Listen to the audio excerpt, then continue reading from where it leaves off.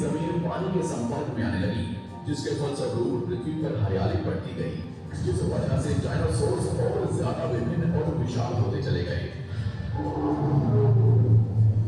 Dinosaurs ने आने वाले लगभग 20 से 30 करोड़ सालों तक पृथ्वी पर राज किया। उस वक्त डायनासोर्स समुद्र से लेकर जमीन और आसमान तक पूरी पृथ्वी पर राज किया करते थे।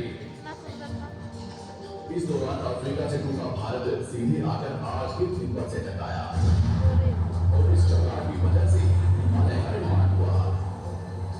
आज से लगभग 6.5 करोड़ साल पहले पृथ्वी की तरफ आज के माउंट एवरेस्ट से भी बड़ा लगभग 4.5 लाख करोड़ किलो जितना वजनीय उत्तराखंड लगभग 80,000 किलोमीटर प्रति घंटे की स्पीड से पृथ्वी की तरफ आ रहा था। पृथ्वी की सतह को छूते ही उसमें भयंकर आग लगी और वो जलते हुए सीधा पृथ्वी से टकराया। इस टकराव से निकलने वाली ऊर्जा आज के 10 करोड़ परमाणु बम एक साथ फटने के बराबर थी। जहां ये उत्तराखंड गिरा, वहां के जानवर और पेड़ तुरंत भाव बनकर चल गए।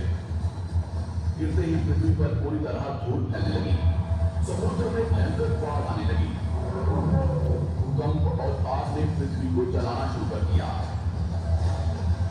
कुछ ही घंटों में पूरी पृथ्वी के वातावरण में हानिकारक गैस और धूल की वजह से पृथ्वी नर्क हो चुकी थी। डायनासोर्स भूखंड, आग और भूखमरी से पूरी तरह लुप्त हो गए। इस वक्त हमारे पूर्वज जमीन के अंदर रहा करते थे, जिसके कारण वो इस विशाल प्रलय से बच गए।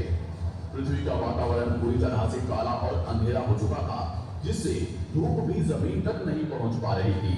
पृथ्वी के पेड़ और ज्यादातर जानवर विलुप्त हो गए। वातावरण में धूल और हानिकारक गैस के कारण पृथ्वी पर फिर से एसिड की वर्षा शुरू हो गई और फिर पृथ्वी ठंडी होकर बर्फ से ढक गई। लेकिन इस बार पृथ्वी की बर्फ लाखों सालों तक नहीं जमी रही और 80 से 90 हजार साल बाद ये बर्फ पिघलनी शुरू हो गई।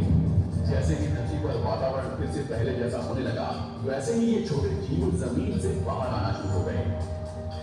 उस वक्त पृथ्वी की बर्फ पिघलनी शुरू भी हुई थी